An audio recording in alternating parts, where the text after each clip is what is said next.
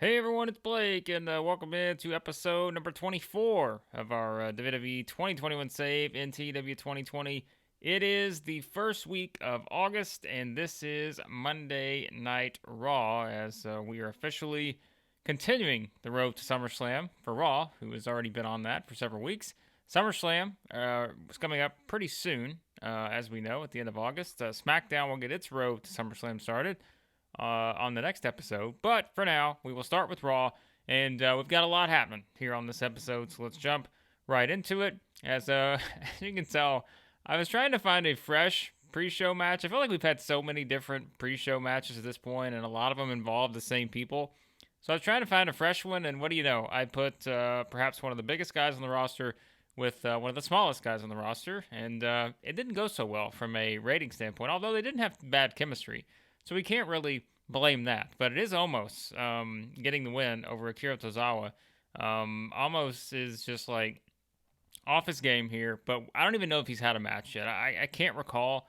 We may have put him in there. I really can't remember. But we do still have him paired with AJ Styles. So that is worth noting. And that will actually come into play here over the next couple weeks and something we have in store. But for now, we just wanted to get him some action. And so we put him in there with Tozawa. Quite a size difference, and it was almost getting the win to, probably pick up his first win in our series from what I can recall. I don't remember if we've had a match with him or not, but I thought it would be fun to kind of try it out a little bit. So he gets the victory in what may very well be his first match in the series. And then in our second pre-show match, another one that does not do great from a rating standpoint, not surprised, Dolph Ziggler beating Mansoor. In about 5 minutes, Mansoor really off his game. Not great there, but these matches are what they are. Dolph Ziggler's momentum has been terrible, and so we're just getting him a win. I don't think it's going to do a whole lot for him, but nonetheless, a victory for Dolph Ziggler. And that sends us into the main show, which is going to start with the return of Rey Mysterio. And let's see how that goes. And what is a pretty good match here? Actually, we're going to call it a nice match, a 69 here for the rating, as it is Rey Mysterio getting the win over Robert Roode, 10:05. Strong start to the show. That's good to know. By the way, this is a Raw Money in the Bank qualifying match. I think we may have just forgot to put that tidbit in last week when Austin announced that Rey would be returning this week after basically a month off, I guess it's been now, after the attack from Randy Orton. So Rey's back after a month away, and he is qualified for the Raw Money in the Bank match at SummerSlam. So he gets the win here. A nice little match between these two. Poor Robert Roode. He's just, I really do. I love the guy, but he's just lost so many matches. He may have sort of the record in our series now for how many matches a single wrestler has lost, because I've just unfortunately had to put him. I know he can have a good match, which is why I put him in here with Rey Mysterio and Edge and guys like that. But he's just not winning any of them. So maybe we'll find something for Robert Roode to do in the near future. But for now, it's about Rey Mysterio as he advances on to the Raw Money in the Bank match at SummerSlam. And then we get ready for our next Kevin Owens U.S. title open challenge. And before Kevin Owens could even make the statement, Angel Garza comes out, and he is ready to accept the opportunity for this U.S. title match from Kevin Owens. So it is Angel Garza stepping up here, gets a 66, fine little segment. As we know, last week, Kevin Owens retained the U.S. title in what I think was the third or the fourth open challenge defense against Rob Van Dam, who came back for a one-shot deal. But this time around, it's going to be Angel Garza. So let's see how this goes for Kevin Owens. And it is Kevin Owens retaining the championship, defense number 4 here of the U.S. title, as Kevin Owens gets the win, 10:08, pop-up powerbomb. Does the trick, and as we continue to say, Owens just really delivers a lot of good stuff. This is probably on the lower side at a 63 from what we've seen from him from a lot of his segments thus far. Although, now that I think back, I'm like, that match with Rob Van Dam did not go great, did it? I remember us talking about that on the last edition of Raw. But it's still, Kevin Owens, we're having fun with this U.S. title open challenge. It is going to lead to something, what I think is pretty significant, playing into a little history.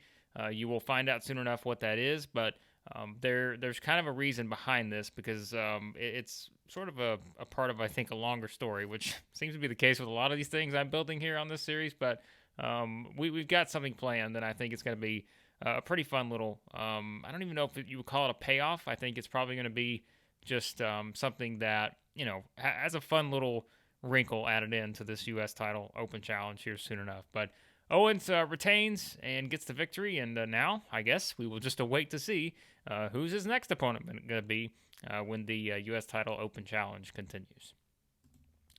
And then, great, look at this. This is terrific. I don't know if we've had a segment like this before. All green across the board here, and that many of them at that.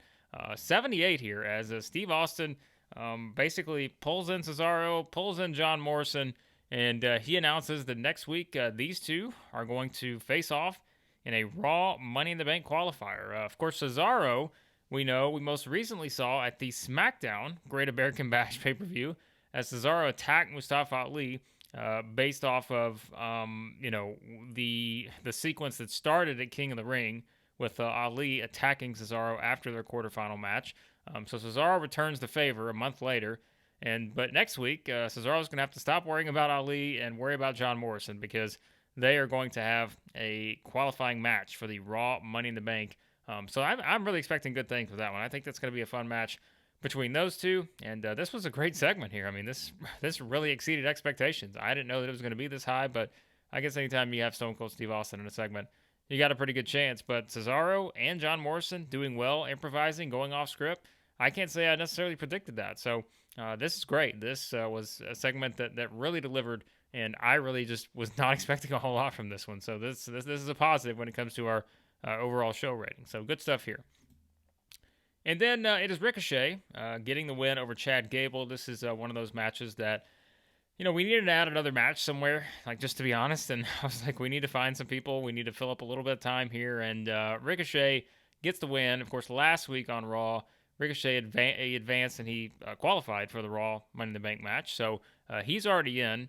Meanwhile, Chad Gable continues just to rack up losses, although pretty similar in terms of in-ring performance here. But you can probably tell we're still pushing Ricochet forward here. He has that hot new move I think he had early on in our series. He continues to use that to kind of bump up the ratings a bit. So we get a 54. It's fine. But this was really just about giving Ricochet another win, another match.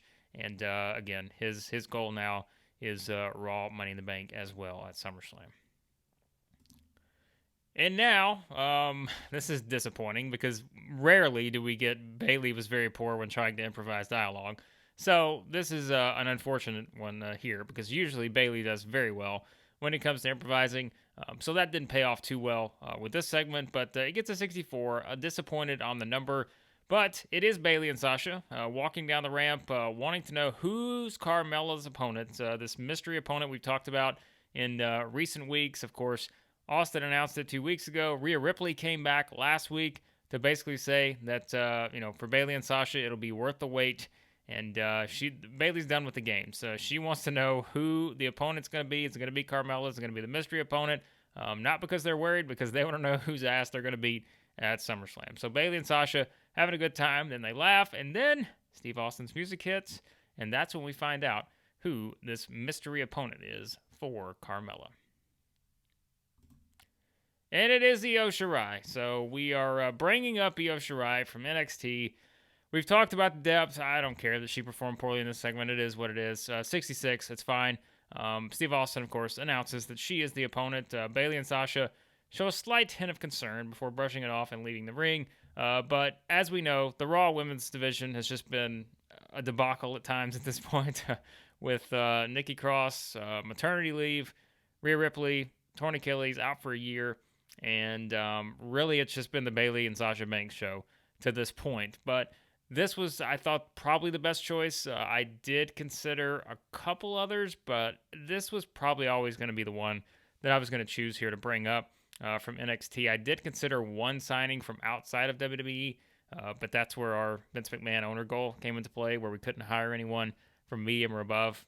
So it was someone that was signed with AEW. I'll just go ahead and tell you that now. We may eventually get them, but as of right now, that was not something I was going to pursue. But Io Shirai the pick here, and I think that it's going to work out pretty well. Her star quality rating in the game is very good on this particular mod, so I think there's a lot we can do with her. So we made her the choice here for this one, and I'm sure, as you can probably guess by now, it is Io Shirai getting the win over Carmella. 8 minutes and 62, not bad. So we'll take that. That's perfectly fine. Good in-ring performance from her. So that's good to see. So it will be, that's the setup. It's going to be Bayley versus Sasha Banks versus Io Shirai for the Raw Women's title at SummerSlam. So I think that'll actually be a really good match. I'm looking forward to that. I'm curious to see, again, how she develops on Raw, because we need numbers more than anything right now. But I think we picked a good one. Bring her up from NXT, and unlike in I guess the real WWE, we're not going to bring her up and have her lose in her first appearance. So she gets a win here over Carmella, and that sets up our big Raw Women's title triple threat for SummerSlam. And then we get a great segment here, no surprise, 82, with Edge and Rey Mysterio. So Rey Mysterio backstage after his victory over Robert Roode to qualify for Money in the Bank. Edge walks in, they shake hands, hug, Edge welcomes him back, and Edge says he feels like he's at fault for what Randy Orton did to Rey. And then Edge, of course, notes that he should have been there for Rey, but that was when he was nursing his injury after that house show match. That was when Austin informed us that Edge had an injury. So Edge couldn't be there on that particular Raw. But Rey reminds him, hey, not your fault. His only focus should be on SummerSlam. Both of them have a shot at moving a step closer to the world title, and may the best man win. So they shake hands. Edge exits. Great segment here from these two. And as we know now, they're both in to the Raw Money in the Bank match at SummerSlam. So with perhaps Randy Orton still lurking in the background somewhere. But again, we go back to the very first edition of this series. These guys have both had quite the interactions with Randy Orton to this point. But great segment here. Best on the show thus far. And hopefully that theme continues. Not going to continue here because 53 from Montez Ford and Angelo Dawkins. We pretty much have a segment every week now, I think, with them. But there's a reason for that, and we'll see soon enough what that is. Street Profits backstage. They're ready for their shot at the Undisputed Tag Team titles. Of course, if you watch Great American Bash, Austin was there, and he said that right after the Usos defeated the Viking Raiders, they were going to have to turn around and defend their titles tonight on Raw against the Street Profits. And Montez Ford's got one eye on Dolph Ziggler. Those two brawled last week after their match. And so Ford tells Dawkins not to worry. Not Ziggler, not Rude, not Juventud. I just wanted to have the rhyme in there, a current rhyme, since Juventud just came back on AEW Dynamite. So I was rolling on this apparently. I was just like, all right, let's just pick three names here. Ziggler, Rude, that makes sense, and let's just have something that rhymes with Rude. So we went with Juventud. So no one, basically, is going to stop them from giving the Usos the smoke and taking the tag team titles. So Montez Ford, good performance here. That's good to know because, as I've teased, we do have plans for Montez Ford. So that will lead us into the match itself, which will be the Usos retaining the Undisputed Tag Team titles. 15:04 here. Not a great match rating. I can't say I'm shocked really by that, but it is Jey Uso pinning Montez Ford because of interference from Dolph Ziggler. So the Usos have now defended the titles twice, and it is Dolph Ziggler getting in on Montez Ford's business here. And as you can probably think of, that's going to lead to something, and I'll just go ahead and tell you that's going to lead to something on next week's Raw, which will have some implications involved in it. I will say that. So we've had this kind of built up over a couple weeks, and now once again it is Dolph Ziggler striking to cost the Street Profits the tag team titles. So now, as of now, because the Usos retained as quickly as they did, the next Undisputed Tag Team title shot will go to SmackDown. So Raw took advantage of the opportunity as quickly as possible, but now it goes right back to SmackDown. So that is worth noting, and of course, we'll get into that on SmackDown here coming up in the next episode. But it is the Usos retaining, and the Street Profits lose their chance. So it will be, at least until whoever wins this next SmackDown match, they're not going to get an opportunity until after that. But it is Dolph Ziggler, Montez Ford. We got something brewing there. You'll find out what that is on the next episode. And a great segment here, another one, as we get this Big E just continues to deliver as well. Big E backstage, he's ready for the big SummerSlam match. he's going to have against AJ Styles. Steve Austin announced that last week. And Big E notes that it's his biggest opportunity to finally prove he's worth being, he's worthy. I don't think it's he's worth of being the next WWE champion. He's worthy of being the next WWE champion. And he tells AJ that tonight he'll get a glimpse of what's to come at the biggest party of the summer. So terrific promo from Big E. Big E always delivers. We never have any doubt about that. So that leads us into what is going to be our main event, as it will be Big E teaming with Cesaro to take on AJ Styles and John Morrison. Of course, Cesaro, Morrison next week. Money in the Bank qualifier, Big E, Styles at SummerSlam. Let's see what we get out of this main event tag team match. And we get a terrific rating here, 79. This is good stuff. This is probably actually one of our best matches we've had in the series now that I think about it. Some of those King of the Ring matches were better, but this will actually probably be, as we just looked at the state of WWE on the previous episode, I think this will probably be one of our top 5, maybe top 6, 7 matches we've had in the series. So this really is good to know, because these 4 work pretty well together here. Big E off his game, that's okay, but we'll take a 79. That's really good, I think, for our main event here. And as you can tell, Big E and Cesaro get the win, but it's because AJ Styles intentionally gets counted out after having to fight Big E. So there is kind of what we added in as the note there to add that AJ Styles intentionally gets counted out. We also did aim for this to steal the show, so we wanted them to go all out, have a great match, and to end with the intentional count out. So having AJ Styles not wanting to fight Big E, it actually works out really well here. So that is kind of the setup there. Styles was a little concerned last week when Austin announced the match, and I think now, that's kind of a scenario where, hey, we're set up for 2 big matches coming up. This one will be next week, and then we'll have this one, of course, at SummerSlam. So a great main event. This really delivered. This is what we wanted to see out of this, and I think that'll really help our overall show rating, and hopefully so will the final segment of the show. And that is Daniel Bryan and Bobby Lashley. Of course, we know this is our championship match for the WWE title at SummerSlam. Bryan comes into the ring. He's thought about what Bobby Lashley said last week about respect. And, of course, as we know, that's when Lashley basically stood over Bryan and said that he was tired of, not getting the same respect Daniel Bryan got whenever he had his big magical run in 2014. But Bryan says that respect is earned, and he wasn't handed anything. During that run, he earned every ounce of it, and he tells Lashley that respect is earned. And Bobby basically says, hey, I've earned that respect by wrestling all over the world in front of nobody and everybody. And if Lashley wants to earn the people's respect at SummerSlam, he'll have to prove it against a man who's already done it. So a big setup here, big promo from Daniel Bryan. It delivers, gives us our best rating on the show.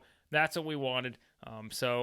We just continue. Take another step forward now in this Bryan Lashley huge match for the WWE Championship at SummerSlam. It's all about respect for Bobby Lashley. He wants respect as the champion, and we'll see what happens. We've still got, of course, 3 more Raw episodes to go before we get to SummerSlam, but very pleased with this storyline thus far. We've really, I think pretty much everything we've done with it has delivered on a rating standpoint. But I'm pretty thrilled with where we're at here with this one. So a great finish to this show, and what I thought was actually a pretty strong show, and maybe a little better than I thought it'd be from a rating standpoint. Let's see what we get overall. A 79, so really good here. I just think that we gained popularity again. That helps. We had some really good segments. I mean, the Cesaro Morrison Austin one exceeded expectations. We knew Edge and Ray was going to be really good. We knew Big E hyping up the match was going to be really good. I did not expect our main event maybe to hit a 79. So that was very encouraging to see that from those 4. And then, of course, we finished with what I assumed was going to be our best segment on the show with Daniel Bryan's promo to Bobby Lashley. So great episode of Raw. The momentum is going as we move towards SummerSlam. And let's see if there's anything we need to look at before we wrap up this episode. All right, so we do have some things we need to address here, and you guys are going to laugh about one of them because it involves a wrestler who has been very popular in our email inbox in recent months. First off, Raw, excellent. Of course it was. We struck gold with it. I thought so too. Great Raw. But let's get to the which one do we want to do first? let's get to the email first. We'll go email first. All right, Bear Bronson, Bear Beefcake. I told you guys, Bear Country was on my short list. All right, good to see. So Io Shirai's contract is actually ending. Hopefully she doesn't leave since now we bring her up and she decides to leave. We'll go ahead and just take care of that real quick. We certainly don't want her to leave at this point, so we'll just take whatever we have here. I'm assuming we're going to have to bump up the merchandise we do with everyone. I don't think my negotiation skill or whichever one it is very high. I think I use more of that, like the points you get before you start the game. I think I use most of those on creative and motivation and those kind of things. I don't really think I put a ton on contract or no good, whatever the other one is. I can't remember off the top of my head, but I didn't put a ton, so I think that's why everyone wants to do this. So she wants even more merchandise. Again, what do I care? I'm WWE here. I've got all the money. She can have as much as she wants. So Io Shirai, hopefully she will re-sign with us. I see no reason why she wouldn't, unless she wants to go to New Japan with Evil. All right, so we're done with that. Now, here we go. Are you ready? Once again, Steve Austin is just tired of Ricochet. He hates the guy. I don't know why. I don't know why people hate Ricochet. I really don't. But everyone apparently does not like this guy. He seems like a very likable guy to me. So Austin's he's tired of Ricochet. He doesn't want to see him on the show. Well, that's too bad right now because Ricochet is on the show. And I don't know what we're going to do. So I'm just getting rid of that one. Drug test fees. Okay. Well, it is what it is. Rating. Yeah, it's fine. We already looked at that. I don't think that's really anything we need to address. But I did look at this as well. And there is an incident involving Ricochet. First of all, let's go ahead and re-sign Sunil Singh here. We're going to go ahead and just complete this signing. Now let's see what this is. I took a peek at this, but I haven't actually looked at it yet. So let's see what this is going to be. Who knows at this point? Like, this is unreal. Maybe this is why Austin wanted him out. So Ricochet, identified as a soft drug user by the drug testing policy. I just deleted the drug testing thing, and I'm like, oh, this is no big deal. We do this every show. So the press hasn't gotten hold of the story. Of course, we do the in-house drug testing. How do we want to handle this? Like, how is Ricochet a sleazy personality? Maybe I've missed something. You guys can tell me, like, in the comments. Am I missing something on Ricochet? I don't know why he's identified that way. I can't say that I've heard a lot of bad things about Ricochet, but maybe I'm just off somewhere. Maybe again, we're talking about a mod, but I don't know. I don't know what's going on. But now we have to decide what we want to do here with Ricochet. I feel like Austin's gonna walk out if I don't fire him, but I'm not firing Ricochet. I don't think we need to send him to rehab, do we? All right, we're gonna fine him. Okay, we're gonna give him a fine because I don't know what to do at this point with Ricochet, but hopefully maybe something there's nothing on him so far. So he hasn't done anything yet, but a soft drug user, I guess. I mean, come on, right? Like, come on. We're going to fine the guy. That's it. Give him a small fine. It is what it is. Nothing noteworthy. Okay, great. So that was the most recent installment in the adventures of Ricochet and WWE, which have been quite entertaining for me.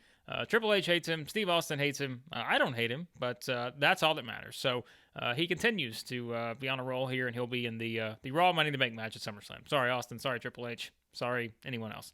So that was Raw. I thought a really good show, as we said. A fun one. And next up will be SmackDown as we march into the fallout from Great American Bash, which if you haven't watched that yet, go watch that because that was a pretty significant pay-per-view with a pretty significant finish. And as always, subscribe, like, share, all that stuff. I say it every time, but I love the feedback. Keep it coming. And we, again, are on the road to SummerSlam. I think you guys are really going to enjoy that show, but we got a lot of momentum right now, and, everyone except Ricochet. And we will see how things turn out here moving forward. So, again, be sure to subscribe. And on the next episode, we will jump into the Week 1 August edition of SmackDown.